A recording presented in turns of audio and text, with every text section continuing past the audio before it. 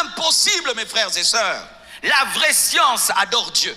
La vraie science glorifie Dieu. La vraie science t'amène à croire que Dieu a créé les cieux et la terre. Mais une science qui t'amène à devenir incrédule, athée, n'est pas la vraie science. Un tel professeur est bête. Mais oui, comment tes diplômes ne te permettent pas de comprendre des choses même qu'un illettré comprend. Qu'un illettré comprend. Quand tu regardes le ciel, mon frère, tu dois dire que Dieu existe. Mais toi, tu viens nous dire quoi? Que c'est un Big Bang qui a créé ça, une explosion. Ok. Supposons que c'est l'explosion. Maintenant, qui a déclenché l'explosion? Si même vous dites que c'est l'explosion, maintenant, qui a déclenché l'explosion? Oh non, ce sont des atomes qui ont explosé. Qui a créé ces premiers atomes qui ont explosé? Vous voyez que vous n'êtes pas intelligent. Depuis quand le hasard crée la perfection? Depuis quand le hasard crée la beauté? Depuis quand le hasard crée des choses répétitives et constantes comme le système solaire? Depuis quand le hasard peut créer un cerveau aussi performant? Depuis quand le hasard peut créer un être humain aussi diversifié de sorte qu'il y a plusieurs sciences pour étudier le hasard qui est l'homme? L'anthropologie, la sociologie, la psychologie, tous pour étudier le hasard. Un hasard aussi profond. Combien de sortes de sciences existent pour étudier le corps humain? Il y a des cardiologues, des orthopédistes, il y a des quoi là? Des neurologues, il y a des podologues. Oui, podologues, ceux qui traitent les pieds, podologie. Quelqu'un va dire eschatologue, non, là c'est la fin des temps. Dieu a créé les cieux et la terre. L'homme ne vient pas du singe. L'homme a été créé par Dieu. L'homme a été créé par Dieu. Je ne viens pas du singe, je ne viens pas d'un tétard, je ne viens pas d'une bactérie bizarre. Dieu m'a créé. Je ressemble à Dieu. J'ai été créé à l'image de Dieu et à sa ressemblance. Donne-moi l'amen, hein? Amen. Je n'ai pas besoin de voir Dieu pour croire qu'il existe, mais ses œuvres me révèlent qu'il existe.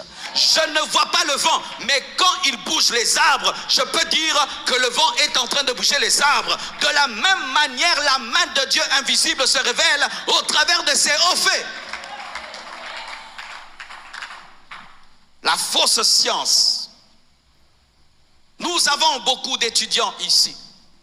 Nous voyons un jeune frère, il était aux humanités, il avait la foi. Une fois qu'il va à l'université, il perd la foi à cause d'un professeur. Même en théologie. C'est pourquoi on n'étudiait pas toute théologie. Il y a des mauvaises théologies. Je connais une université théologique, on dit aux gens, en premier graduat, tu vas prier. En deuxième, tu vas diminuer de prier. En troisième, un tout petit peu prier. En licence, tu ne vas plus prier. Tu vois quelqu'un sortir d'une université théologique et il te dit que la mer rouge, ce n'est pas un miracle, ce sont des icebergs qui ont fondu. Vraiment. Tu vas étudier Dieu, tu sors de là, tu ne crois plus au miracle. Ne faites pas la théologie qui empêche de croire au miracle. Ne faites pas la théologie qui vous enlève la foi en Dieu. Ne faites pas la théologie qui vous amène à douter de Dieu. Si tu vas étudier Dieu quelque part, tu sens que tu ne crois plus en Dieu, arrête d'étudier Dieu. Va prendre ton Louis II, lis ta Bible dans la chambre. C'est plus que la théologie là qui empêche de croire en Dieu. Et je suis très sérieux. Et je parle à tous les docteurs de théologie qui ne croient pas au miracle. Arrêtez d'étudier là-bas. Parce que là, même un enfant de l'écodime est plus spirituel que vous.